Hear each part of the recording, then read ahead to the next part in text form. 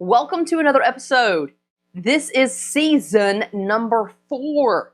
Number 4 of Legendary Leaders. I cannot believe it. You may or may not know, depending upon how long you've been listening to this podcast, but the very first year I did an episode every single day for a year. Oh my gosh, it was probably one of the toughest things of my life.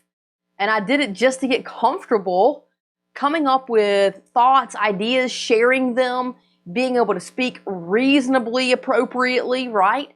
And so that was the first year. And then, of course, I've done an episode a week for the past couple of years.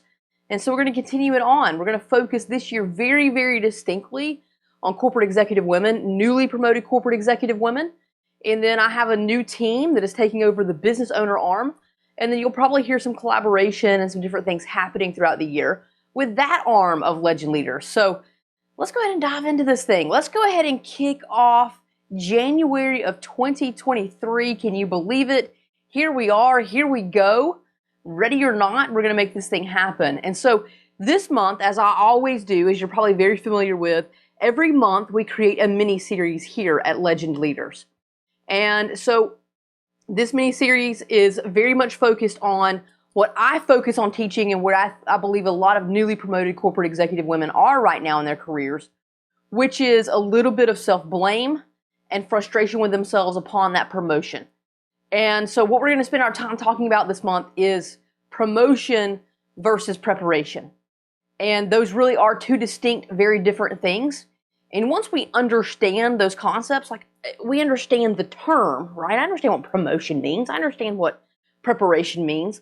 But when we understand what those terms mean through the lens of an executive leader and the path that we take as women to become executive leaders, those words have a lot more meaning.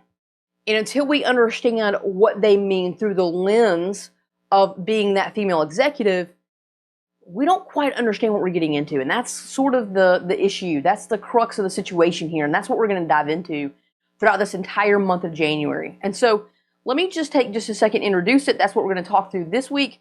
And then next week, we're going to dive into the theory of promotion. The following week, we're going to dive into the theory of preparation. And then the last week, we're going to put it all together and talk about how do you use the information, right? Because I want you to learn, but I also want you to apply it. That's the whole goal of listening to these podcasts, right? You download all this knowledge, but I want to give you resources to take action if you so choose, right? And so that's what we're going to do. And so today, what I want you to think about is this. You probably know it because you're living it, but let's just make it real. Let's pull it out of our subconscious and make it very conscious knowledge. And that's this. It takes women on average 10 years to reach the executive ranks. 10 years. Now, I know it took me about 10 years. It may have taken you 10 years. You may be just newly promoted. You may have been in the executive ranks for a while. You may not yet be reaching the executive ranks, but you're striving and you're trying to get there. Wherever you are in your journey, understand that this is the typical journey of a female corporate executive. 10 years. 10 years. And what happens is we get really good at focusing on the next promotion. And there's a reason for it. The reason is that we've set our sights on an executive role because we're looking around at other executives that exist in our organization and we're like, man, they've got the dream job. You know, I remember very distinctly watching the executives on video, right? Because I lived throughout the U.S., right? I didn't live at the home office for a long period of time. And so what would happen is that there would be regular meetings and we would have to, call into those through the phone or through Zoom, depending upon when it was in my career. And I would always remember listening and watching these executives, and it just looked like their lives were so simple, right? Like they just showed up, they had some conversation, they talked about the things they knew, and then they went off to the next meeting. Meanwhile, I was constantly in the car driving, or I was relocating a lot, or I was getting on an airplane, and so it was a lot of travel, a lot of leaving. They just had to leave, they traveled from one meeting room to the next. It wasn't a lot of travel. And so I remember, probably similar to you, looking at them and thinking, I want their job. I want to do what they're doing, right? They just seem like they finally arrived. They finally made it. They're not stressing about keeping their job every day. They're not stressing about something being broken constantly, right? This is, when you get there, you've arrived. And I wanted to arrive.